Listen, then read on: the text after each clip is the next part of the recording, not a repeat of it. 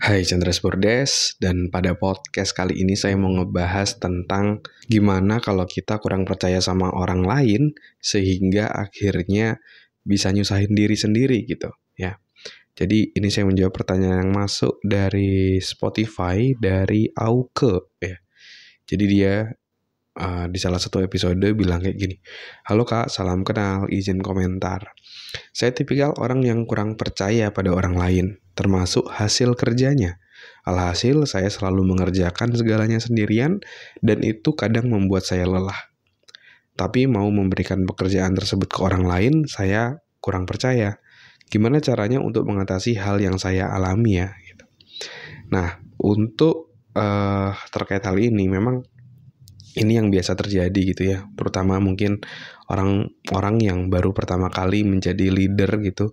Biasanya dia itu kalau yang sebelumnya ngerjain sendiri terus jadi leader di mana dia harus menyelesaikan sesuatu melalui orang lain, dan kalau orang lain itu tidak menyelesaikan sesuai dengan standar dia, bawaannya dia mau kerjain sendiri gitu. Tapi di satu sisi kalau kita kerjain sendiri terus, kita akan terperangkap dengan kegiatan-kegiatan operasional, kegiatan-kegiatan teknis kayak gitu. Dan akhirnya kita tidak bisa mencapai hal yang jauh lebih besar. Nah, gimana sih caranya agar kita bisa lebih percaya sama orang? Ya, salah satunya kita juga harus mengevaluasi gimana cara kita memimpin orang lain gitu. Buat kamu yang leader ataupun calon leader, kamu perlu dengerin ini sampai habis ya. Jadi sebagai leader kita harus bertanggung jawab pada hasil yang ada, dan ketika tim kita itu mungkin belum menyelesaikan sesuatu sesuai dengan standar kita, itu bukan berarti kita yang harus take over pekerjaannya gitu.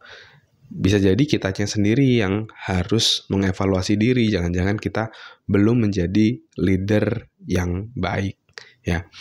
Nah, beberapa waktu lalu saya sempat ketemu mentor saya ya. Salah satu mentor saya, dia seorang GM HR, dia di salah satu perusahaan.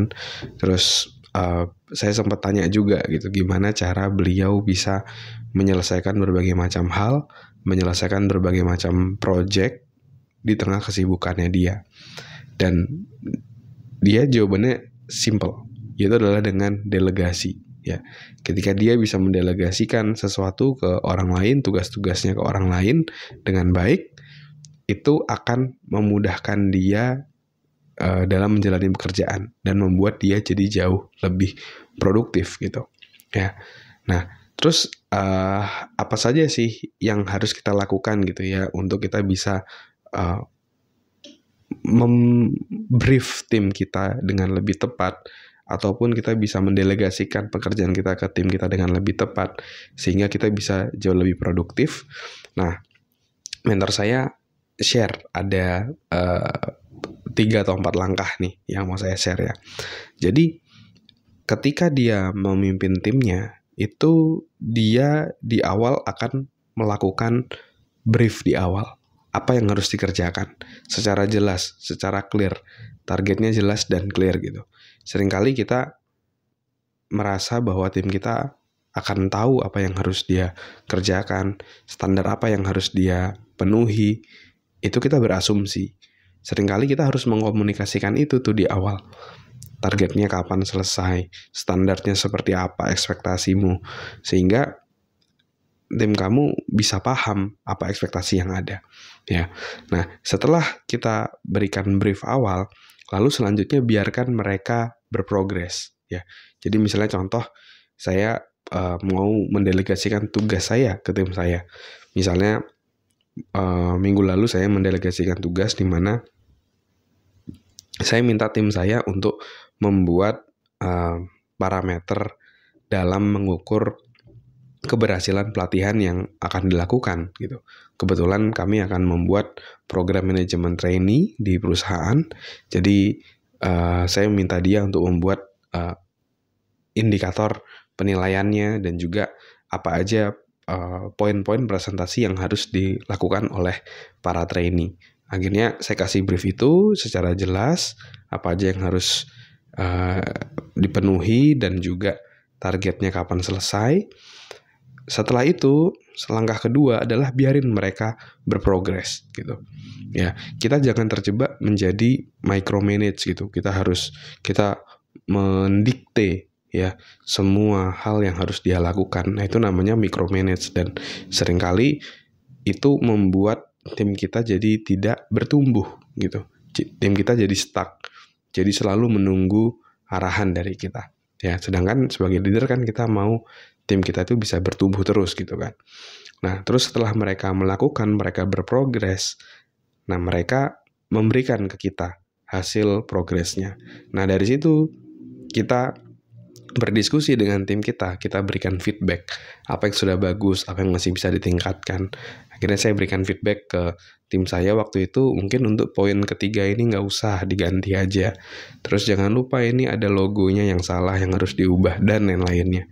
Sehingga hasilnya sudah setelah itu dia revisi, kirim ke saya lagi, sudah saya review matang dan akhirnya bisa dieksekusi. Ya, jadi kita harus memberikan brief yang detail nih di awal agar tim kita itu jelas apa yang harus dia lakukan.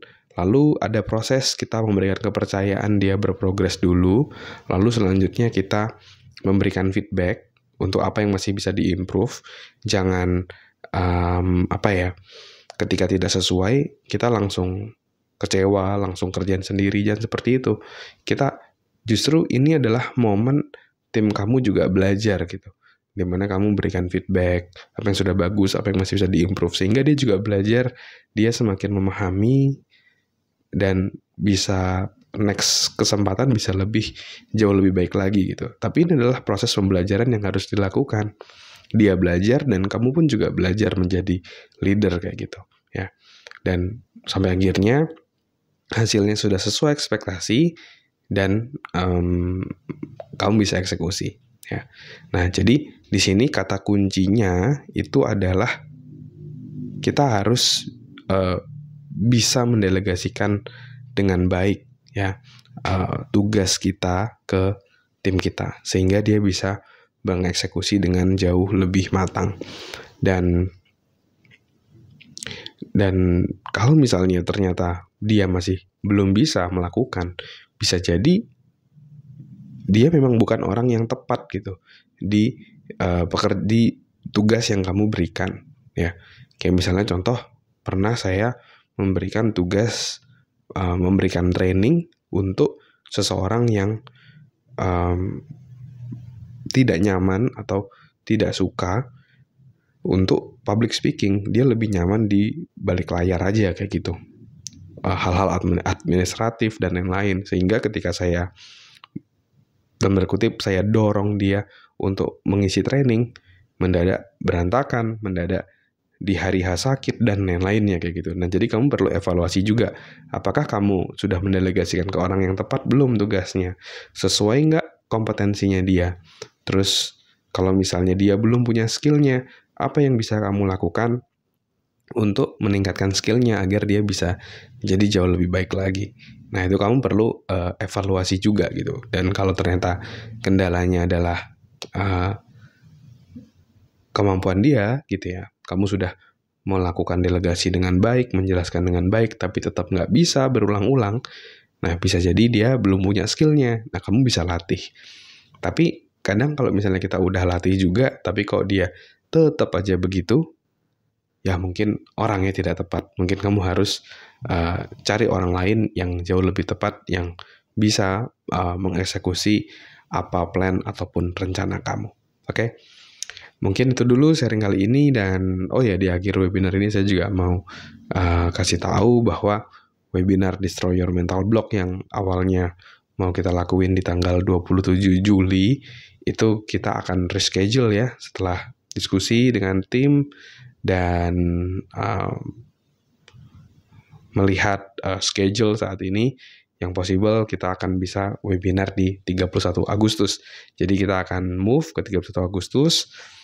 Kamu akan mengetahui rahasia gimana caranya agar kamu bisa menghancurkan mental block ya. Karena selama ini biasanya yang paling banyak menghambat diri kita untuk sukses itu bukan orang lain atau hal-hal di luar diri kita, tapi diri kita sendiri.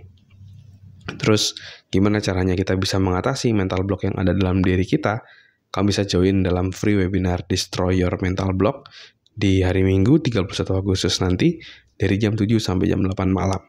Daftar sekarang juga secara gratis. Silakan masuk ke selfdev.id/webinar atau kamu bisa langsung klik link yang ada di deskripsi. Oke? Thank you semuanya. Never stop learning because life never stop teaching.